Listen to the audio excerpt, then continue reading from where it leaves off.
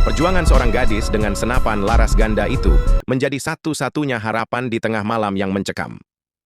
Bagi gadis itu dan adik laki-lakinya, hidup hanyalah serangkaian pelarian dari mimpi buruk yang terus menghantui. Semua berawal dari keinginan sederhana untuk mendapatkan kecap, yang berujung pada kejaran seorang tukang daging berdarah dan komplotannya, memaksa mereka untuk bertahan hidup di pegunungan terpencil. Mari kita simak bersama cerita film ini. Semoga kalian suka dan terhibur. Maka dari itu simak sampai selesai. Bagikan video ini jika kalian suka. Terima kasih atas kunjungan kalian semua. Di sebuah desa yang tenang, seorang gadis muda dengan polosnya berniat membeli kecap. Namun langkahnya terhenti oleh sosok tukang daging berlumuran darah. Tatapan tukang daging itu penuh nafsu, mengamati gadis itu dari ujung kepala hingga ujung kaki. Rupanya ia telah lama menyimpan hasrat terpendam pada kecantikan para gadis. Ketakutan mencengkeram hati gadis itu, nalurinya berteriak untuk melarikan diri, tetapi tukang daging itu kembali menghadangnya. Sebagai seorang wanita lemah, gadis itu tak berdaya melawan. Ia hanya bisa terpaku di tempatnya, tatapannya kosong dipenuhi ketakutan. Untungnya, hari masih siang bolong, membuat tukang daging itu tak berani bertindak gegabah. Setelah kebuntuan yang menegangkan, dengan berat hati ia memberi jalan. Gadis itu, diliputi ketakutan yang mendalam, segera berlari kembali ke rumah. Setibanya di rumah, ia langsung mengunci diri di kamar. Tangannya meraih senapan laras ganda peninggalan ayahnya. Firasat buruk menggelayuti benaknya, ia yakin gangster itu tak akan menyerah. Sejak kecil, setelah kehilangan kedua orang tuanya, ia dan adik laki-lakinya harus berjuang untuk setiap suapan makanan, bahkan seringkali menjadi sasaran gangguan tetangga.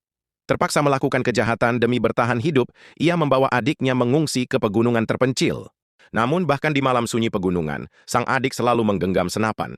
Tak berani terlelap karena takut tukang daging itu menyelinap masuk. Kewaspadaan yang terus-menerus menguras tenaga dan semangat. Saat gadis itu akhirnya terlelap, tiba-tiba suara pintu terbuka membangunkannya. Dengan jantung berdebar, ia berhati-hati memeriksa, namun tak menemukan jejak penyusup. Kebingungan melandanya, namun ia mencoba menepisnya, mungkin pintu tak terkunci rapat dan tertiup angin. Ia kembali menutup pintu dan beranjak menuju tempat tidur. Namun, belum sempat ia berbaring, bayangan gelap melintas cepat di jendela. Ketakutan seketika membuatnya sigap memutar senapannya. Bersamaan dengan itu, adiknya terbangun dan menepuknya dengan cemas. Ia memberi isyarat agar adiknya bersembunyi di belakangnya dan tetap diam, sementara ia mengarahkan senjatanya ke arah jendela. Namun, tanpa mereka sadari, itu hanyalah umpan dari si jahat. Saat gadis itu dengan gugup mengawasi jendela, sepasang tangan hitam tiba-tiba membekap adiknya dari belakang. Ternyata, para penjahat itu sudah berada di dalam rumah. Saat itu pula, firasat buruk menghantam gadis itu. Ia menoleh dan melihat adiknya telah diculik oleh tukang daging. Lebih mengerikan lagi, kaki tangannya juga menyerbu dari belakang. Tampaknya, mereka telah merencanakan ini sejak lama. Melihat situasi yang genting ini, rasa takut gadis itu semakin menjadi-jadi. Terpojok, tukang daging memerintahkan gadis itu untuk meletakkan senjatanya jika tak ingin leher adiknya patah. Meskipun hatinya memberontak ingin menembak tukang daging itu, nyawa adiknya berada di ujung tanduk, dan ia tak berani bertindak gegabah menghadapi para kaki tangan lainnya. Dengan berat hati, ia menyerahkan senapannya, membiarkan si cabul itu merebutnya. Malam itu, gadis itu mengalami siksaan dan luka yang mendalam. Sang adik hanya bisa menatap pilu kakaknya, ingin menghibur, namun tak tahu bagaimana caranya. Sejak saat itu, ia selalu mengambil senapan dan diam-diam berjaga di depan pintu setiap hari. Waktu berlalu, dan gadis itu perlahan bangkit dari trauma. Suatu pagi yang cerah, adiknya mengajaknya pergi bersama. Namun, siapa sangka, para penjahat itu semakin berani. Mereka kembali muncul di siang bolong dengan mobil mereka yang arogan. Air mata ketakutan mengalir di mata gadis itu saat melihat mereka. Keberaniannya seolah telah sirna, mungkin kenangan pahit pelecehan membuatnya menyerah sepenuhnya. Namun, di saat yang tepat, sang adik yang bijaksana menyadarkannya dari kenangan menyakitkan itu dan mendorongnya untuk bersiap menghadapi para preman yang datang. Ketika para penjahat itu tiba di rumah, mereka menemukan bahwa kedua bersaudara itu telah melarikan diri melalui pintu belakang. Rambut pirang mengangkat tembaknya, bersiap untuk menembak, namun terkejut melihat wajah cantik gadis itu. Terdorong oleh sesaat, ia urung menembak. Kejadian ini tak luput dari pandangan tukang daging. Dengan geram, ia menamparnya dan segera mengejar. Sementara itu, sang adik membawa kakaknya masuk ke dalam hutan lebat. Lingkungan yang rumit di sana tampak kurang ideal untuk bersembunyi. Namun para gangster terus mengejar mereka. Untuk mengecoh para pengejar, mereka memutuskan untuk berpisah. Sang adik meminta kakaknya untuk mencari tempat bersembunyi terlebih dahulu, sementara ia akan menyusuri sungai. Sayangnya, meskipun rencana mereka rahasia, jejak kaki mereka dengan mudah ditemukan di tanah.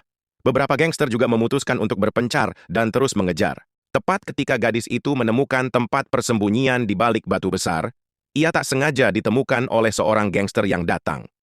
Tanpa sepatah kata pun, gangster itu membidik dan menembak gadis itu.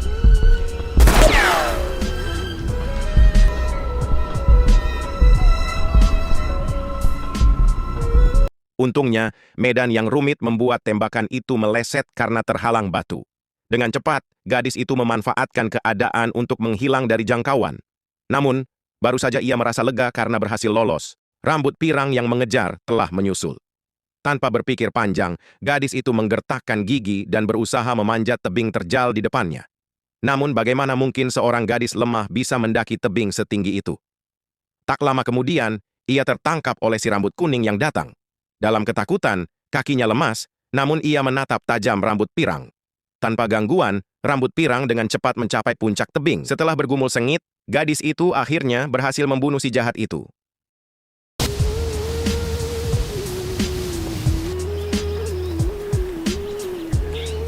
Namun, nasib baik tak berpihak pada sang adik.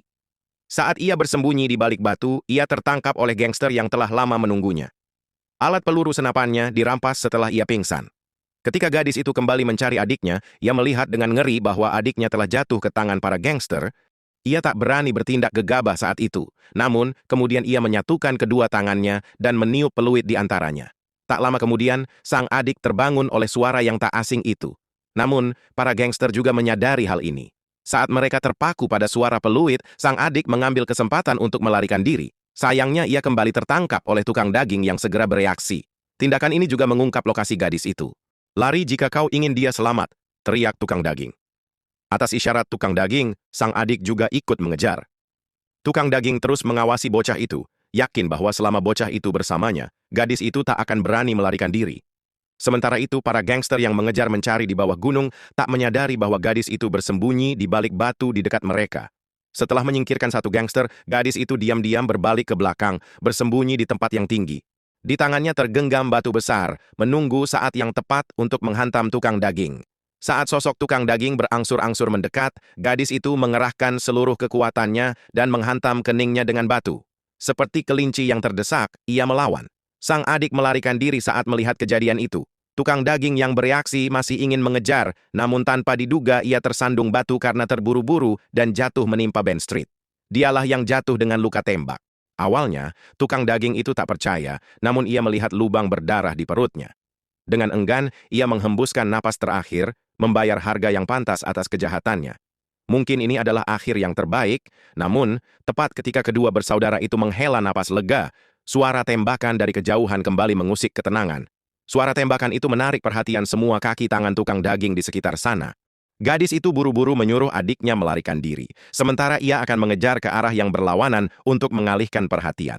Namun, belum jauh ia berlari, ia dirobohkan oleh Morning Biao. Untungnya, luka itu tidak mengenai bagian vitalnya. Dengan sigap, gadis itu menyeret tubuhnya dan bersembunyi di balik tumpukan jerami. Ketika Morning Biao tiba di tempat itu, gadis itu sangat ketakutan hingga tak berani bernapas. Morning Biao yang tak menemukannya, kembali mengejar ke arah gunung.